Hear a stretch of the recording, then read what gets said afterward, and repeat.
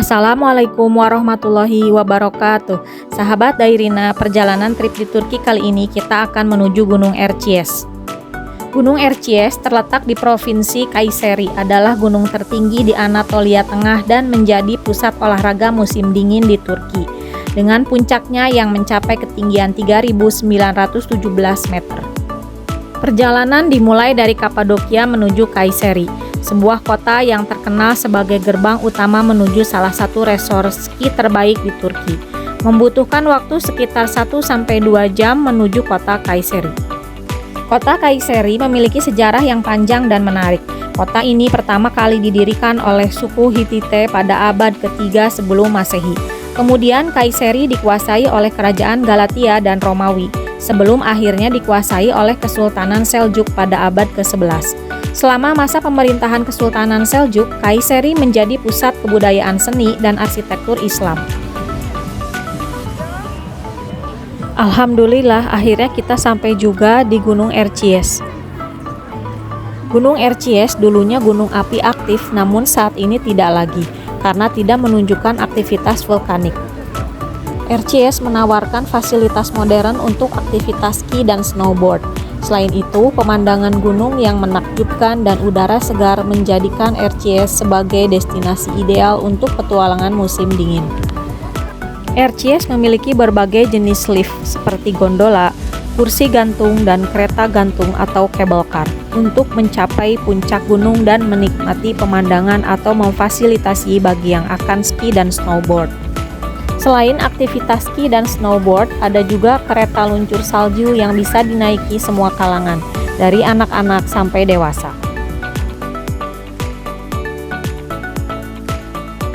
Kami sekeluarga coba menikmati kereta luncur salju. Diawali dengan menaiki lift lorong menuju ke bukit gunung dengan elevasi beberapa derajat untuk bisa meluncur dari atas, atau juga sekedar berjalan kaki menuju ketinggian tertentu sudah bisa meluncur.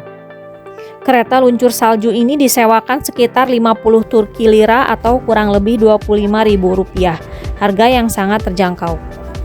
Meluncur menggunakan kereta salju adalah pengalaman pertama kali bagi kami. Senangnya bisa melihat anak-anak berulang kali berjalan kaki ke ketinggian tertentu dan tentu saja meluncur menggunakan kereta salju. Seperti mimpi bisa menginjakan kaki di gunung es asli.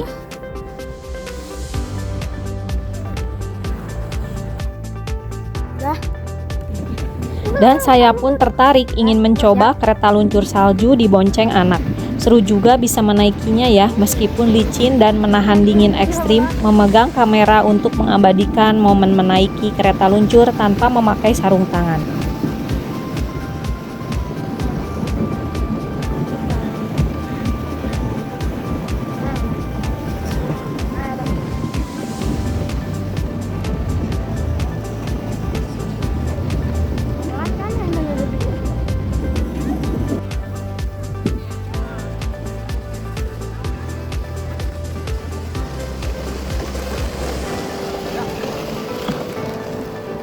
Ternyata menaiki kereta luncur salju semenyenangkan itu sampai-sampai beberapa anak pengunjung berteriak kencang ketika meluncur dari atas dan menabrakkan diri pada spons pembatas di ujung area seluncuran.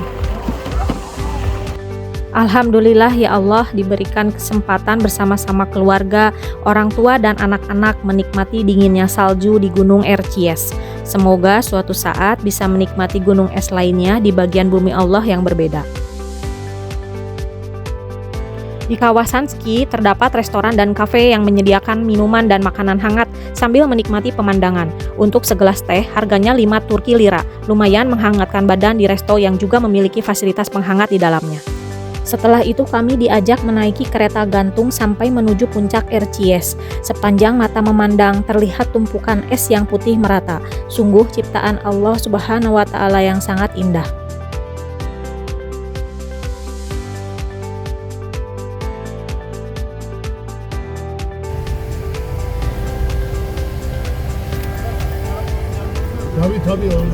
Pagi ini cuaca sangat berkabut tebal, sesekali hujan salju turun.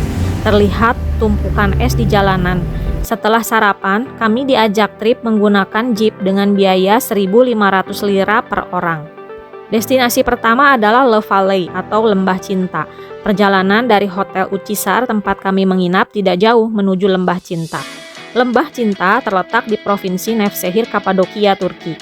Lembah ini membentang sekitar 2 km dan terletak di antara kota Göreme dan Çavuşin. Lembah itu terbentuk selama jutaan tahun sebagai akibat aktivitas gunung berapi dan erosi.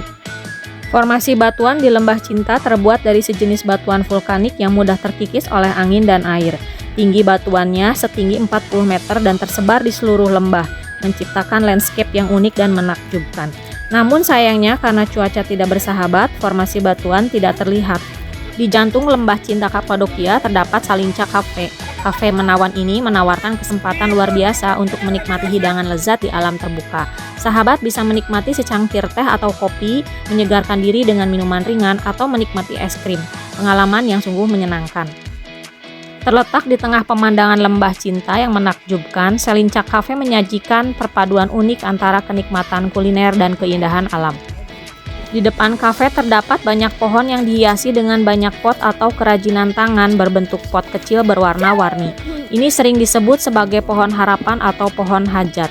Di beberapa budaya di mana orang menggantungkan benda-benda kecil sebagai simbol doa, harapan atau persembahan.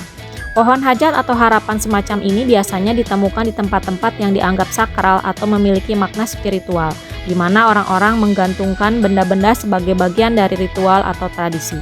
Tidak lama mengunjungi Le Valley, supir jeep segera melaju menuju destinasi lainnya. Awalnya jalanannya rata, namun lama-lama melewati jalanan naik turun. Rupanya ini seperti petualangan off-road yang baru saja kami alami ketika berada di Dubai. Sahabat bisa juga menonton petualangan off-road di padang pasir Dubai di video berikut ini ya.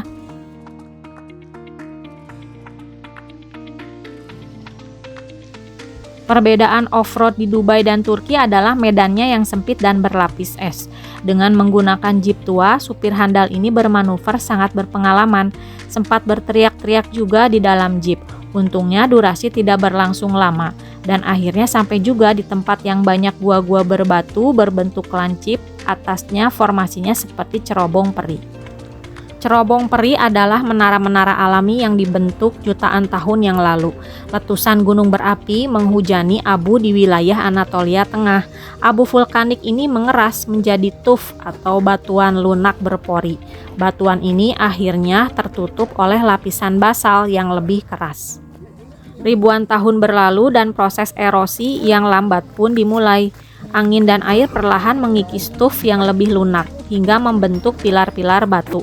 Basal di atasnya terkikis lebih lambat dan membentuk lapisan berbentuk jamur di atas setiap pilar, melindunginya dari erosi lebih lanjut. Nama geologis untuk formasi batuan ini adalah Hudu, tetapi lebih sering dikenal sebagai cerobong peri, batu tenda atau piramida bumi. Ribuan cerobong ramping ini tersebar di Lembah Cinta di Taman Nasional Göreme, membentuk negeri ajaib berbatu yang telah menjadi tempat berlindung bagi peradaban manusia selama hampir 4.000 tahun. Berasa hidup di zaman batu persis di serial kartun Flintstone yang pernah ditonton zaman kecil. Keluarga Flintstone hidup pada zaman batu, cerita berlatar di kota prasejarah Bedrock pada zaman sebelum Masehi.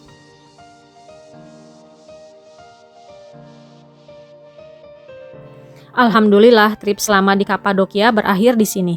Meskipun rasa kecewa tetap ada karena tidak bisa menaiki balon udara. Penyebabnya karena cuaca yang tidak mendukung untuk terbang ketika itu. Faktanya, tidak ada satupun balon udara yang terlihat naik saat berada di Kapadokia, yang ketika itu puncak-puncaknya musim dingin. Mungkin Allah hendak memperjalankan kami di kesempatan lain pada musim semi atau musim panas untuk datang lagi suatu saat nanti ke Kapadokia. Amin, semoga ya.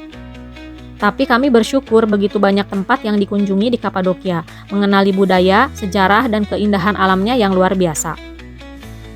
Namun petualangan di Turki masih belum berakhir. Trip ke Danau Tuzgolu, kunjungan ke Masjid Hagia Sophia, Istana Topkapi, menikmati kuliner khas Turki, dan yang lainnya. Penasaran kan? Simak terus perjalanan kami selama di Turki.